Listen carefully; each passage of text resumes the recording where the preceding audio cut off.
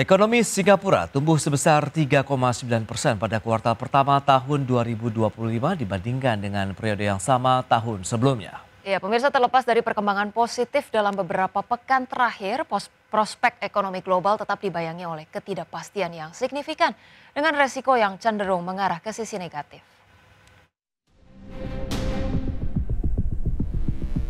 Ekonomi Singapura tumbuh sebesar 3,9% pada kuartal pertama tahun 2025 dibandingkan periode yang sama tahun sebelumnya. Angka ini sedikit lebih tinggi dibandingkan estimasi awal pemerintah sebesar 3,8% yang diumumkan bulan lalu. Namun secara kuartalan dan setelah disesuaikan secara musiman, produk domestik bruto Singapura justru mengalami kontraksi sebesar 0,6% pada periode Januari hingga Maret. Meski demikian, angka ini lebih baik daripada estimasi awal yang memproyeksikan kontraksi 0,8%. Kementerian Perdagangan dan Industri Singapura tetap mempertahankan proyeksi pertumbuhan ekonomi 2025 di kisaran 0,0% hingga 2,0% setelah sebelumnya merevisi turunan dari kisaran 1,0% hingga 3,0% pada bulan April menyusul rencana tarif global yang diumumkan oleh Amerika Serikat.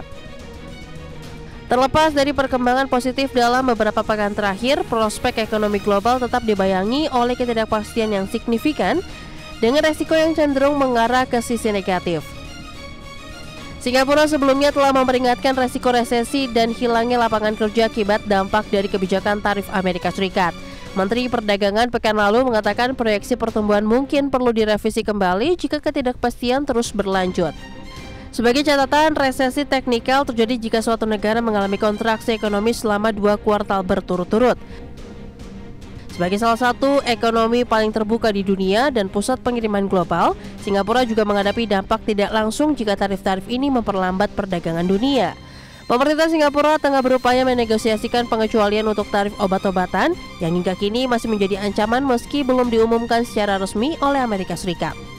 Berbagai sumber, IDX Channel.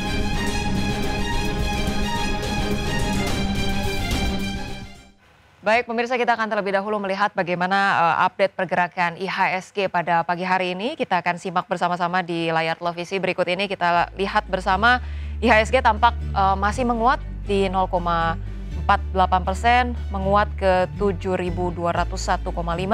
Kemudian saham-saham yang menjadi top gainers ada TPIA, Raja, kemudian ada PGEO, SMGR, ada Elsa, Brand, kemudian Goto, DSSA, ESA, dan juga MBMA. Kemudian kita melihat ada top losers yang masuk ke dalam jajaran top losers pada pagi hari ini. Ada Telkom, kemudian ada RO atau Alam Tri Resources Indonesia Tbk, ada kemudian Unilever, kemudian saham AYAM, Film, kemudian HMSP, MAPA, Sido, Mark, dan juga BDKR.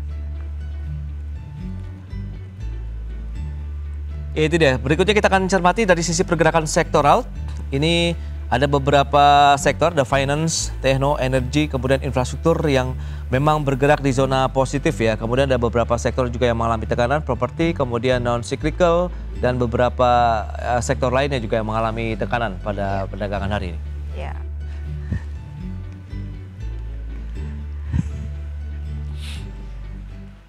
Iya, baik pemirsa, 60 menit sudah kami menemani Anda dalam Market Buzz dan semoga pembahasan hari ini dapat menjadi referensi dan sumber informasi untuk Anda. Ya, tetap perbaharui terus informasi Anda hanya di IDX Channel, your trustworthy and comprehensive investment reference. Jangan lupa saksikan program First Session Closing yang akan tayang pukul 12 waktu Indonesia Barat. Karena urusan masa depan harus terdepan, aku investor saham. Saya Prasetyo Wibowo dan rekan saya. Ya, dan saya Rosalin Ju, pemirsa, kami ucapkan terima kasih dan sampai jumpa.